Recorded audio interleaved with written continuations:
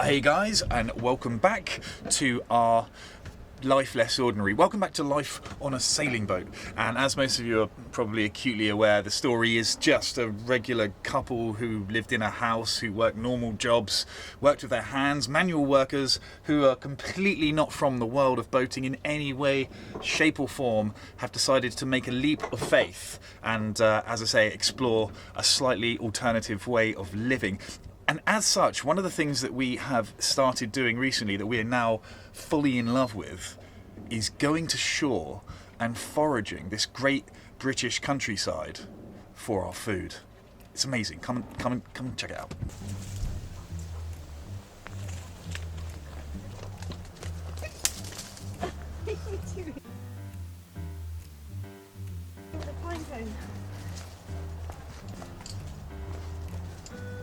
A little bit of great British foraging going on. What have you spotted? Some rose hips. Some rose hips. And what would one make with rose hips? Well, I've never used them before, but jams, marmalade. Apparently you can put them in bread, or you can make a drink out of them. A drink? Yeah, like a drink that involves gin? I'm thinking maybe we can have a little bit of a G&T on board tonight with a bit of rose hip syrup in it, maybe? Rose hip syrup? Yeah, I'm going to give that a go, I think. Alright. Is that a good one? That's a good one. Look at the little bait, that'll do. I think so. What's that? Get rid of that.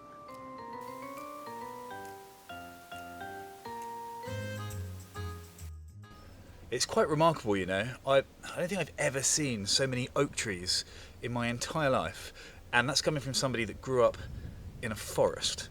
When you think about trees that are overhanging the water, you might, start to dream up these pictures of palm trees overhanging the edge of the sea, or certainly here in England, along the rivers, along the River Thames, where I spent a lot of time growing up, you might see an awful lot of willow trees sort of weeping over the edge of the water, just touching the water with their branches. But here, you have all these oak trees, these magnificent trees, some of them hundreds of years old, I imagine, just jutting out of the side of this really striking red rock formation behind me, all along the water's edge. And it's quite remarkable. It's a very striking place, great place to go for a walk. And as I say, although the autumnal colours on the top of the trees are starting to show, it's still so lush and green as we go walking at the top of the hills here. It's really a spectacular place, rich in vegetation, animals, there's wildlife absolutely everywhere. This is such a lovely spot. I don't think Carly and I would ever get bored of waking up and taking Hank for a walk here.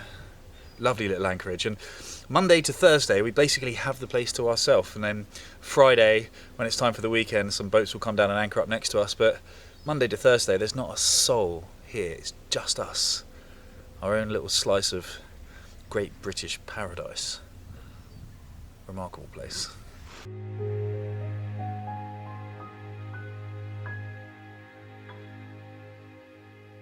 We've got some nuts, and we've got some hawthorn berries, some rosemary, some acorns, which I didn't realise you can eat. Apparently you can.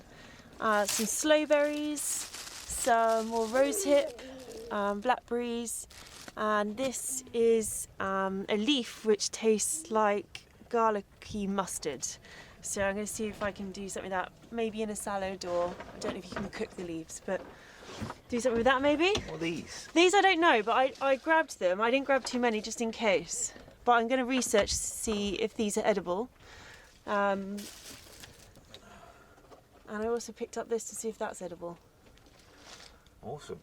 Liking the idea of foraging for food. And the basket, where did you find the basket? I just found it on the beach. And it's plastic, and it looks like it's been living in the water for some time. So we've taken some plastic out of the ocean, and then we have used it to collect. It's my new foraging basket. From Mother Nature's kitchen. And this is just for decoration, because I just think these things are cool.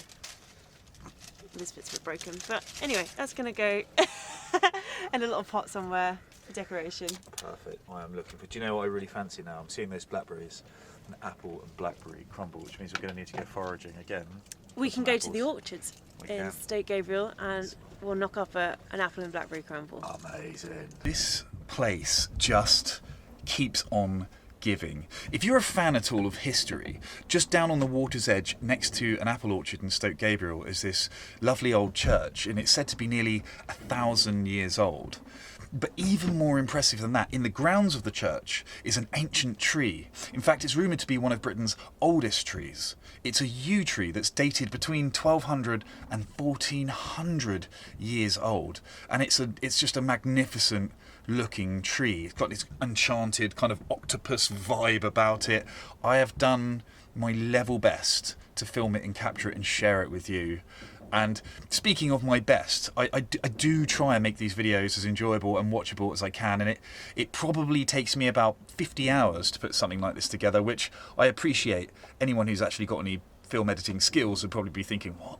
How come it takes you so long? Because I'm new at this and I'm cumbersome and slow. But what makes all the difference is this: people hit the subscribe button. It makes me think this is worthwhile. So if you haven't done so already, or you're new here, just before we go and check out this amazing tree, just if you could take 2 seconds and just hit the subscribe button, and don't forget the bell, the notifications bell. You have to do both, otherwise YouTube just keeps all the new videos we release a closely guarded secret. But yeah, if you could do that right now, that would be amazing. Okay, let's go have a look at this place. Right next door to the church, you have this fantastic apple orchard where you can pick your own apples. It's September, so they're all ripening now. And there seems to be a whole load of different varieties to choose from. So Carly's just eyeing a few up and looking to take her pick. Let's see what she's getting. I want to find that tree with the red apples. They looked pretty good. I think that was one of the first trees we saw as we walked in, actually. Those ones. Can't get them. Do you fancy sitting on my shoulders? Hold on.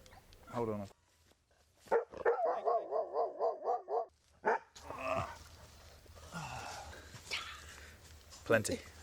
Just take what you need.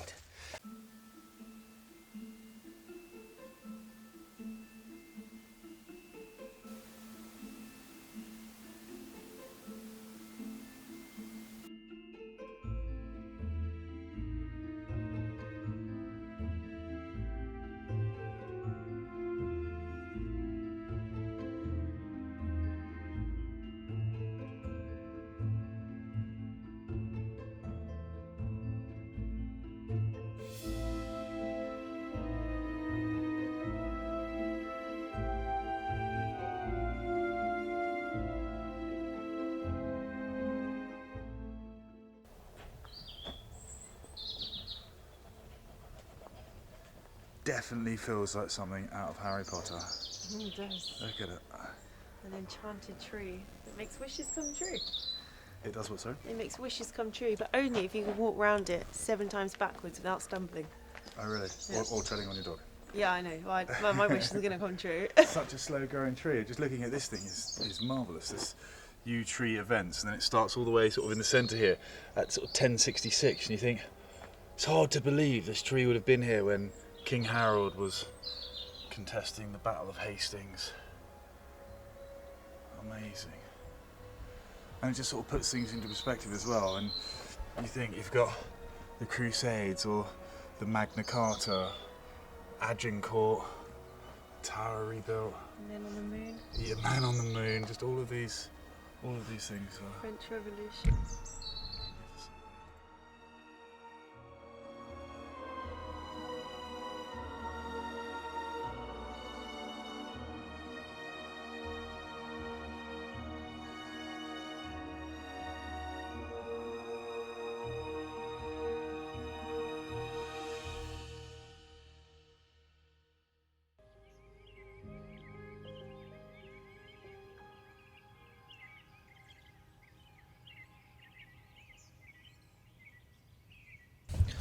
Hello again. We've got a couple of hours of daylight left, and we have been doing our research because we want this channel to have some tangible value, not just us on a self-indulgent joyride, obviously, but no, we've done some research, and we like to find strategic bolt holes if and when the weather potentially turns bad. And granted, it's a glorious day right now, so you might think, why do you need a bolt hole? We don't.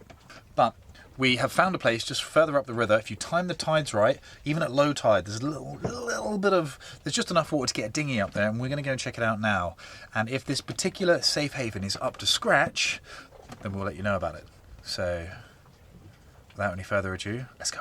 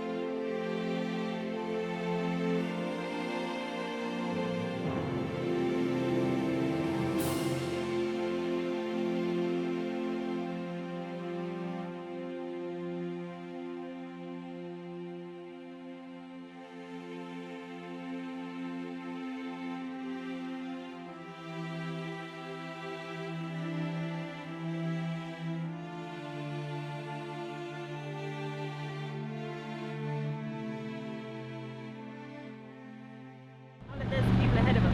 Let's see what they do. Maybe we can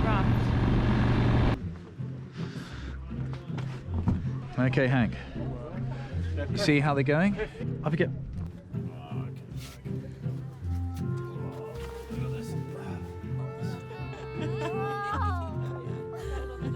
Oh, please, let me pet you. You're so good. I just look at the little baggy bum. What's his name? Oh, this is a nice little spot. Cheers.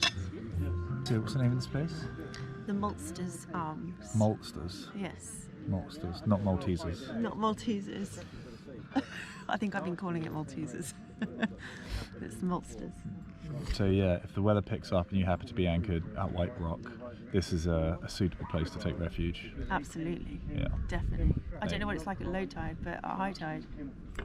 That is the Cadoa crew, once again, going out on a limb to ensure that our viewers only get Make sure you get the good stuff. quality content.